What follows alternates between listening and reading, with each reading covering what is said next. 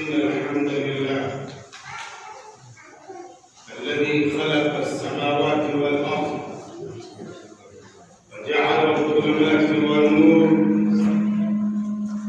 ثم الذين كفروا بربهم يعدلون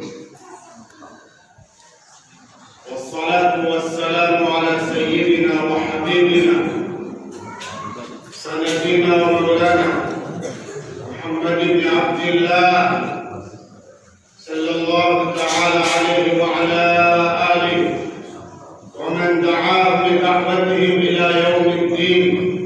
أما بعد،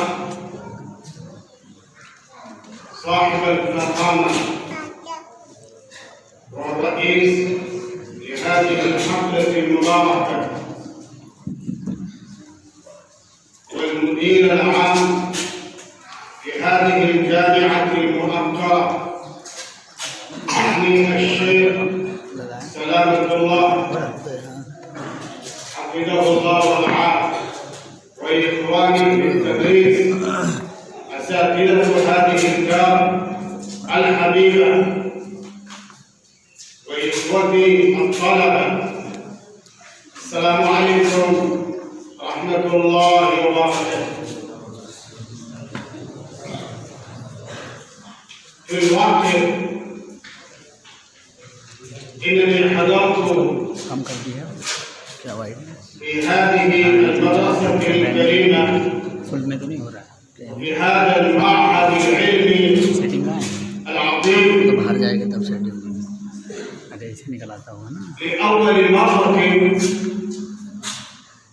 بصفتي خطيبا ومتكلما أو متحدثا معكم، وإنني زرت هذه الجامعة قبل أيام وسنين، ولكنني والله تلذذت وسمعت إلى خطابكم وانطباعاتكم ومشاعركم وخواطركم وما ألقيتم ما في وعائكم من الخطب العربية والانطباعات العربية. كما تعلمون جيدا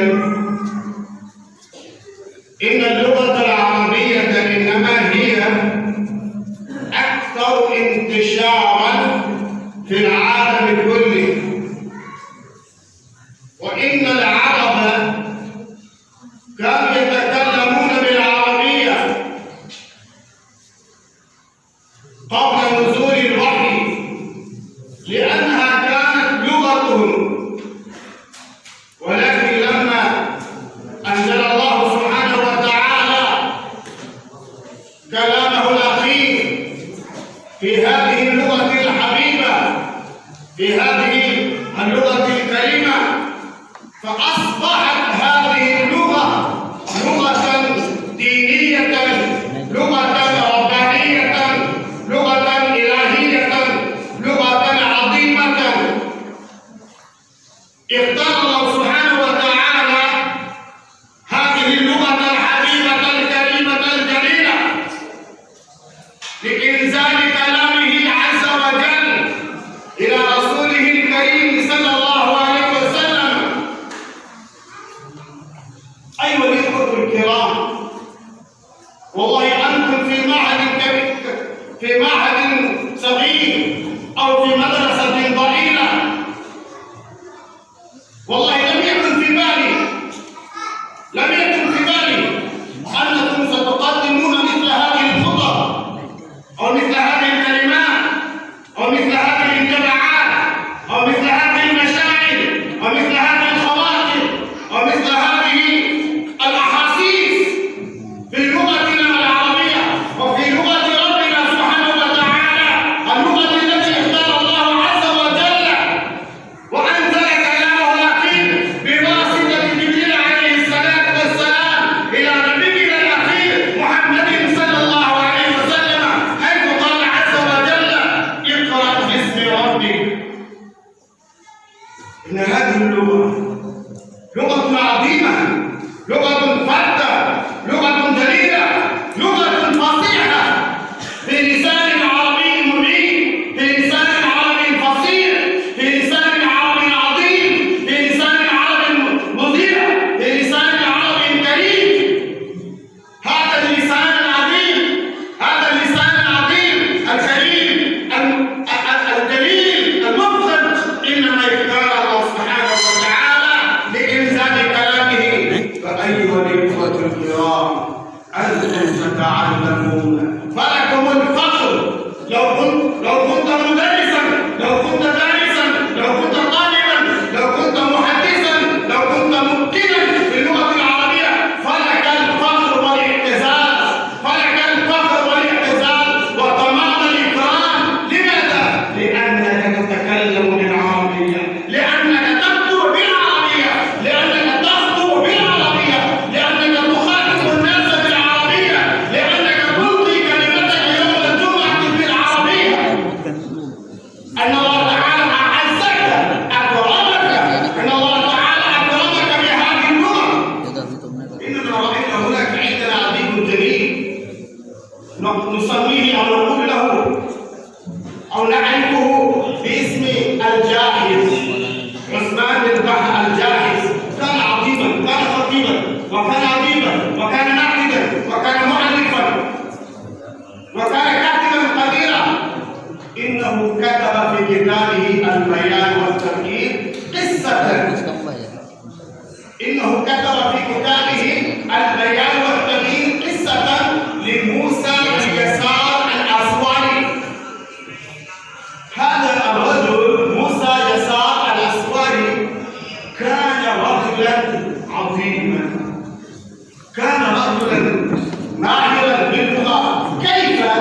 مثلا أنتم جلستم في ناحية وجلستم في ناحية، وفي هذه الناحية تتكلمون بالعربية، وفي هذه الناحية يتكلمون بالفارسية. فكان موسى السياري الأسواني كان حينما كان يلقي كلمة ويفسر الآيات الربانية، حينما يرى أصحاب العربية يفسر الآيات بالعربية، وحينما يرى أهل الفارسية يفسر الآيات بالفارسية. فكان دليلا على إتقانه باللغة العربية، كان دليلا عظيما على إتقانه ورسوخه باللغة العربية. فأنتم ما شاء الله، أنتم ما شاء الله تتربون تحت هؤلاء الأساتذة الكرام، وتحت هذا المدير العظيم، وتحت المهرة في التربية واللغة، وفي كل شيء يحتاجون أنتم إليها. أيها الإخوة، فاغتنموا هذه الفرص السعيدة، وتكلموا دائما. أنتم ما شاء الله حفظتم الخطبة جيدة الحمد لله، ولكن كل حين بعد الطلاب في الخطب في العربية كما ألقيكم الآن، رأيت في بعض الخطب المواد قليلا من المواد. أتى طالب ألقى كلمة ما شاء الله في لغة مهمة، ولكن ما كان عنده المواد الأبيات والآيات والأحاديث وأقوال الصحابة وأقوال العلماء والمشايخ. لا بد أن تحكموا بهذه الأشياء يريد الله يوفق بكم. وختاما أقدم إلى مدير هذه الدار وإلى جميع أساتذة هذه الجامعة من أعماق قلبي وخلايا نفسي أجمل التهاني والتبريك على انعقاد هذه الحفلة الكريمة، وعلى إلقاء كلمتكم أمام أساتذتكم وضيوفكم باللغة العربية. فهنيئا لكم ورحمة